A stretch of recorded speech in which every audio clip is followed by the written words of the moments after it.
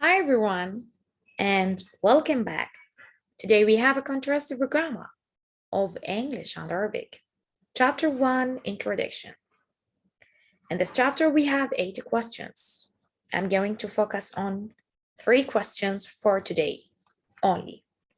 So the first question, what is contrastive grammar? How are the grammars of two languages contrasted and the sentence? مرحبا جميعا. محاضرة اليوم هي عن النحو التقابلي في اللغة العربية واللغة الإنجليزية، يعني دراسة مقارنة.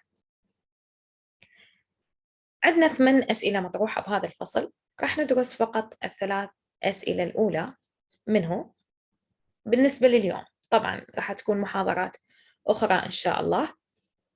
What is contrastive grammar? The first question. ما هو النحو التقابلي? How are the grammars of two languages contrasted?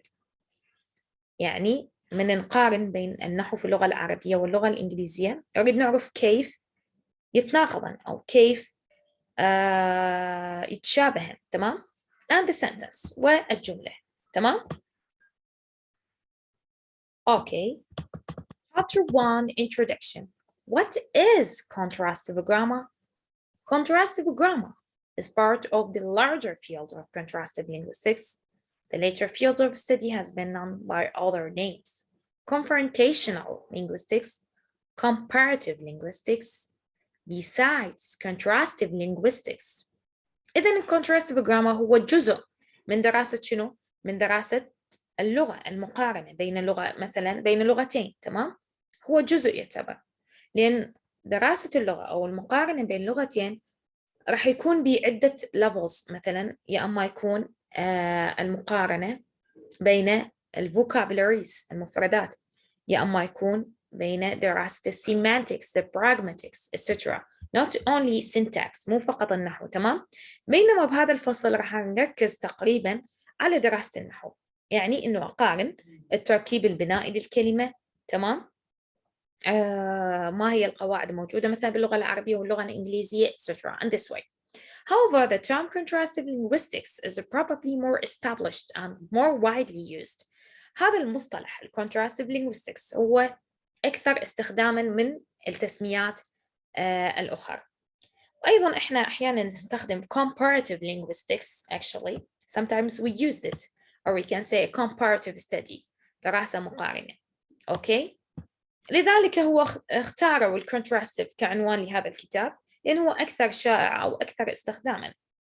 زين، إحنا نريد نعرف ما هو الهدف من دراسة يعني لغتين أو مقارنة لغتين. طبعاً الكونتراستيف grammar aims at pointing out. شو راح يسوي؟ راح يستخرج similarities and differences، تشابه والاختلاف between the grammars of two languages or more، يعني بين النحو مثلا باللغة العربية واللغة الإنجليزية، وأحيانا أكثر من اللغة العربية واللغة الإنجليزية. أحيانا مثلا يتعدى الفرنسية، الإسبانيش etc. يعني الإسبانية، اللغات الأخرى. أحيانا حتى اللغة العربية موجودة لغات أخرى، اليابان، اللغة اليابانية، الكورية etc. أوكي. إذن هاي الكونتراستيف grammar، أنا أجيب لغتين وأقعد أطلع بيناتهم التشابه والاختلاف. This would help us in order to what? In order to develop our you can say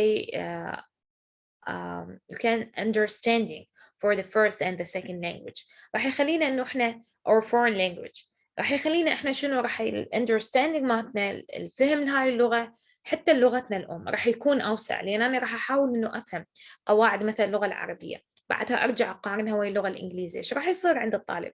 راح يصير عنده فهم أوسع من قبل. أوكي. فعندنا two types of contrastive grammar may be distinguished: theoretical and applied. عندنا نوعين من contrastive grammar راح نميز بيناتهم. The objective of the former is to encourage contrastive studies within the framework of general linguistics. إذن theoretical مثل ما ذكرت هنا هو راح يسوي دراسة يعني مقارنة، لكن هي راح تكون ضمن المعايير العامة باللغة، مو تطبيقها، وإنما أنا راح أجي كمفهوم.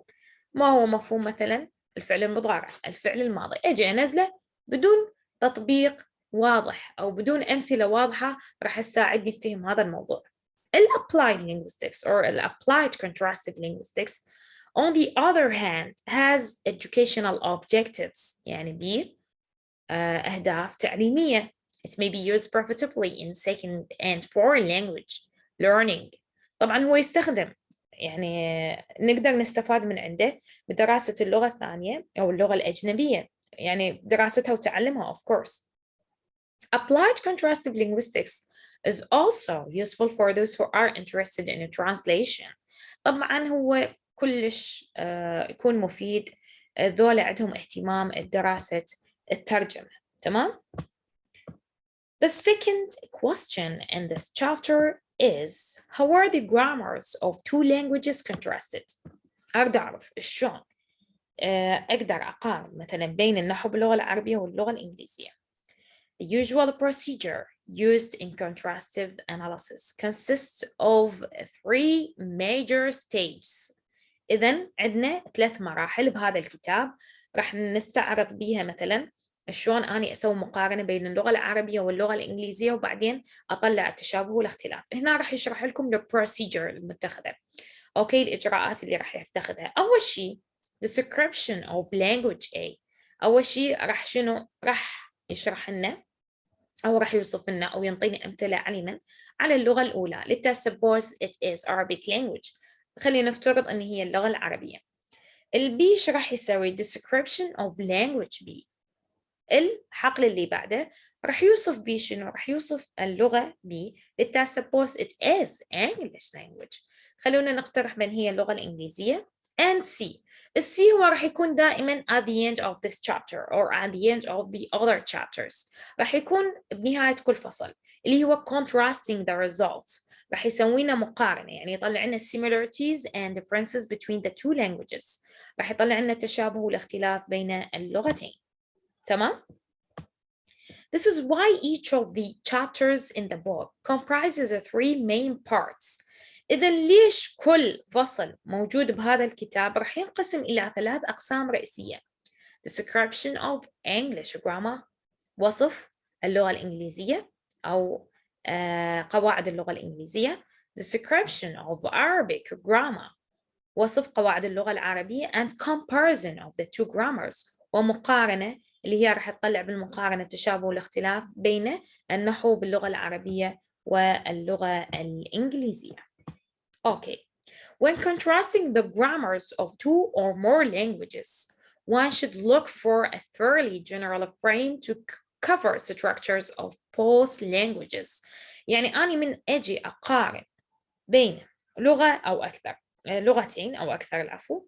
One should look for a fairly general frame to cover structures of both languages. طبعا إحنا ما راح نروح go into details، ما نقدر إنه كل معلومة بهذا الكتاب أو كل معلومة بالنحو إنه راح نتناولها، وإنما نروح للجنرال framework، نروح إلى المعلومات العامة ونسوي لها مقارنة ونطلع التشابه والاختلاف. المهم إنه كل واحد يكون عنده فكرة للتشابه والاختلاف بين النحو مثلا باللغة العربية واللغة الإنجليزية. بعدين you can go into details، تقدر أنت تروح وين بالتفاصيل. This depends on each student. Okay، تعتمد على الطالب، يعني هو واطلاعه وقدرته. Okay, the basis of contrastive study may be syntactic, formal, or semantic. يا أما يكون المقارنة على شنو؟ على وجه النحو أو على علم الدلالة اللي هو علم المعاني. أنا أجي أدرسه كمعاني كلمات أو أجي أدرسه كتركيب نحوي syntactic study. تمام؟ among other things، يعني أهمل الأشياء الباقية وأكثر شيء أركز عليه الدراسة النحوية والدراسة الدلائلية اللي هي تدرس المعنى. Comparing the markers of the definiteness the and ll باللغة العربية which have a formal basis. If the study is confined to the use of these articles with various classes of nouns. طبعا احنا راح نجي ندرس مثلا ال باللغة العربية وذا باللغة الإنجليزية. تمام؟ من أجي أدرس أدوات التعريف اللي هي موجودة باللغة العربية وموجودة باللغة الإنجليزية، راح أدرسها مثلا باللغة الإنجليزية A and the. باللغة العربية فقط عندنا ال. تمام؟ وش وقت نضيف ال مع الكلمات التي تبدأ بالحروف الشمسية أو القمرية etc. هاي for English and Arabic. يعني درست على شنو؟ على شكل أو مقارنة نحوية. Let us go and have this example. It will give us more details. قد يحضر علي الاجتماع. Perhaps Ali will attend the meeting. إذن إحنا ناخذ كلمة قد وناخذ كلمة perhaps. Okay. قد and perhaps may be compared. أجي أخذ هاي وقارنها ويا من؟ قد باللغة العربية مع perhaps باللغة الإنجليزية. It is possible to state that قد is a particle. طبعا قد هو حرف باللغة العربية، احنا نعتبره حرف تحقيق. Whereas perhaps is an adverb. بينما هو باللغة الإنجليزية أي شيء يقع في بداية الجملة. Sometimes مثلا استخدمتها بداية الجملة perhaps and other adverbs. أي شيء يقع بداية الجملة احنا نعتبره باللغة الإنجليزية دائما adverb، ظرف. تمام؟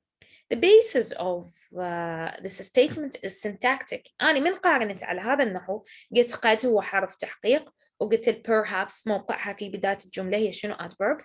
هنا أنا شنو دحكي على النحو حاليا، فقط نحو.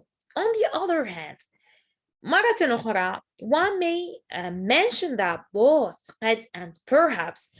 ربما أذكر أنه كلا قد و perhaps belong to modality. طبعا هنا أنا درستها كشنو؟ syntactic study or we can say semantic study، يعني دراسة دلائلية. جت هنا على المعنى، معنى قد هيجي باللغة العربية ومعنى perhaps هيجي باللغة الإنجليزية، واثنيناتهم يرجعن إلمن للموداليتي. يعني هنا يعني they express a certain degree of doubt. يعني أكو هنا نوع من الشك، من أقول إنه قد يحدث ذلك الشيء، مو أكيد. قد ألتقي به، يعني مو أكيد ألتقي به، يعني أكو نوع من الشك. حتى ال perhaps in English لا، أنا دخلت بالمعنى مال كلمة، إذن أنا دخلت بالدراسة الدلائلية semantic study. تمام؟ For this book بالنسبة لهذا الكتاب both semantic and syntactic bases are used in contrastive analysis. إذن أنا من دخلت بهذا الشيء، إذن الدراسة الدلائلية والدراسة النحوية اثنيناتهم راح يستخدمون بهذا الكتاب بالدراسة أو we can say بالتحليل التقابلي. أقصد بالتحليل التقابلي اللي هو المقارنة بين اللغة العربية واللغة الإنجليزية. They often complement each other. يعني هم عادة واحد يكمل الآخر. السيمانتك يكمل السنتاكتيك basis. تمام؟ وأيضا without the one the other would be incomplete. يعني واحد مثل ما قلنا واحد يكمل الآخر. In the present book therefore both syntactic and semantic levels of analysis are used. إذن بهذا الكتاب السيمانتك الدراسة الدلائلية والسنتاكتيك الدراسة النحوية إيش بيهم are used استخدموا. Now let us go to the last one, the sentence.